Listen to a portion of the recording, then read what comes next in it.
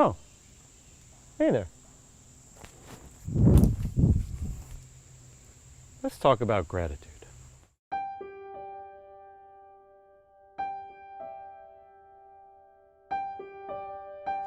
Hi, Les Raymond here with the Mindful Movement.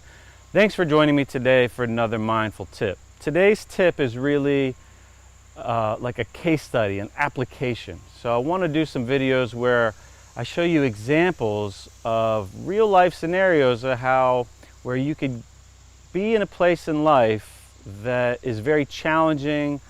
You might be adding a lot of suffering, and then using mindfulness practices to really reshape it and find a gift and find the lesson.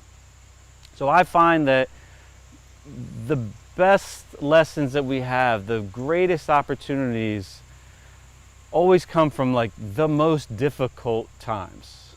You know, from the wound comes the gift. So this is just going to be an example, and to do this I'm going to get really personal.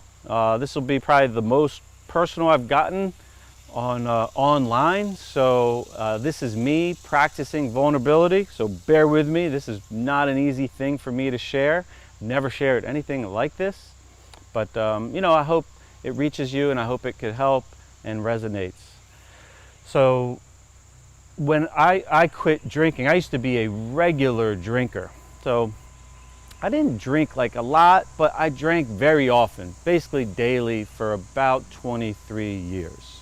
And a few years back when I stopped drinking, it was very interesting. Like, a lot of things came up, and it was a big turning point in my journey of growth, personal development. And you know, there was a lot to digest as old suppressed stuff came up. And what I recognized, one, is that sometimes you just don't know why you have a habit until you stop. And then you can really self-reflect and say, oh, wow, I used to do this because of this. You know, I was soothing this, or you can't really see yourself sometimes when you're in it. So when I stopped drinking, a lot of things became very apparent to me about my behavior and why I was drinking and what was I holding back, and so forth. And it was also, you know, that process affected everybody else in my life, and in a lot of ways positively. When I stopped drinking, I became more present with my children, for instance. I became a better listener, more aware of, you know, the words I was saying and how they might sound. So there was a lot of growth that came out of not drinking. Overall, it was a very beneficial thing for me. But, you know, it was interesting. A lot of stuff arose that was very challenging for my relationship. So, you know, my wife, the mother of my children, my lover, my best friend, Sarah, you know, that was not an easy process for her. She was learning new things about me that she didn't know, even though we had been together for a long time. So, you know, she had her own suffering through that and had to navigate that herself, which I'm sure is very challenging. And if, you know, if anyone knows anybody, if you have anybody with, you know, addiction in your life, like, you know, it's not just hard for the addict. You know, everyone that they relate to will be affected. And so that was very interesting, like going through that process where my old stuff comes up, and then as I share it, it affects the other people. And Sarah was definitely affected by some of the things that arose. And I remember that was at a time where there was someone in her life that she was really kind of leaning on to vent and to relate to, and to have, you know, a friendship and someone to listen to. And it was somebody that I knew also and had, you know, weekly interaction with, and somebody that I cared about and valued and respected. And I remember when it became aware to me that she was really building a relationship with this person to kind of help her through this process. Well, this person was younger than me, stronger than me, had hair, and you know, the ego just takes over. Jealousy, all the pain and suffering that I could create over that, of my wife, my lover, seeking help elsewhere, and I couldn't be the rock for her in that scenario because of the nature of the scenario and the nature of the subject matter.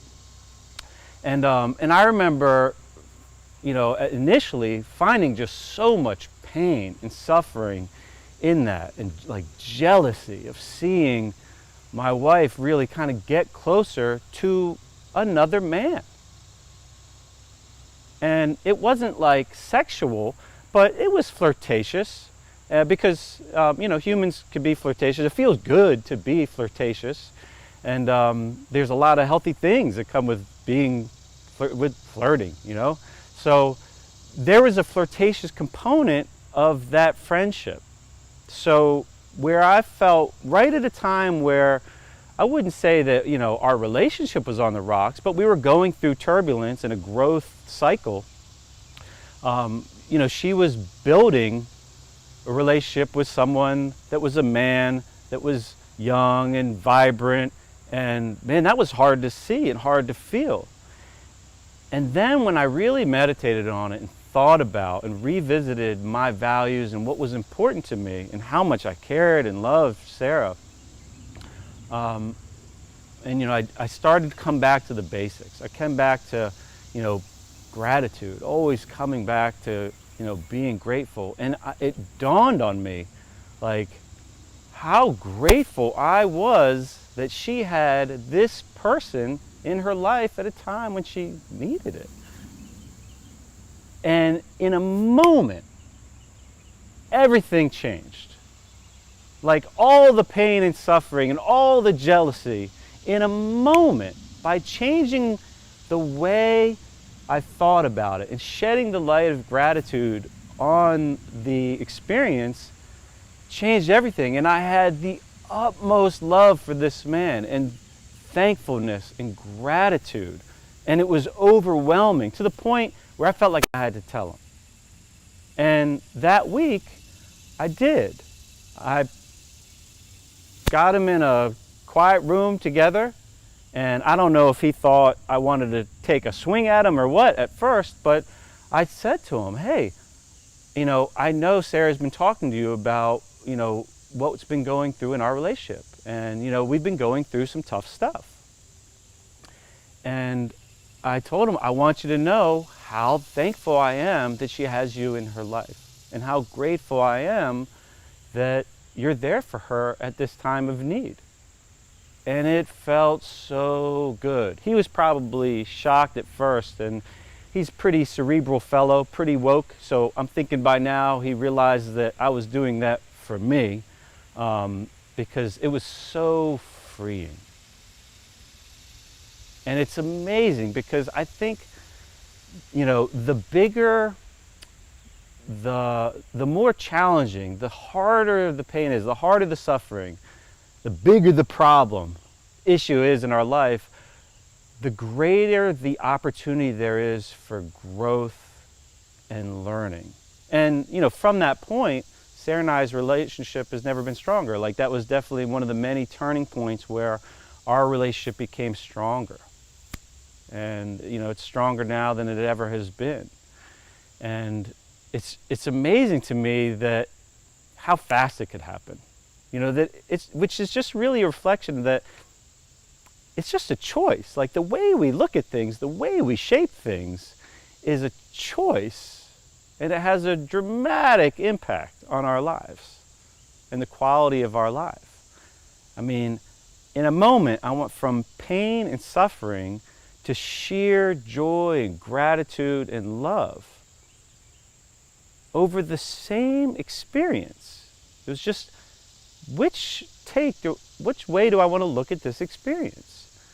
And I took something that initially bubbled up as something just so negative and created something so positive. And I still to this day am like so grateful for that person, for being there, for being a friend to my best friend when I couldn't be. And this is just an example of when we pause in life, when we pause and reflect and come back to what are our values and how do we want to drive what do we want to drive our decisions by? What's the guiding light? What are the values? What are the qualities that we want to make our decisions, and kind of how do we want to look at the things? How do we want to know ourselves in this world? And then how do we practice that? How do we behave in that way? I hope you found this video useful, and if you know anybody you think would also find it useful, please share it. I hope you have a great day. Be well.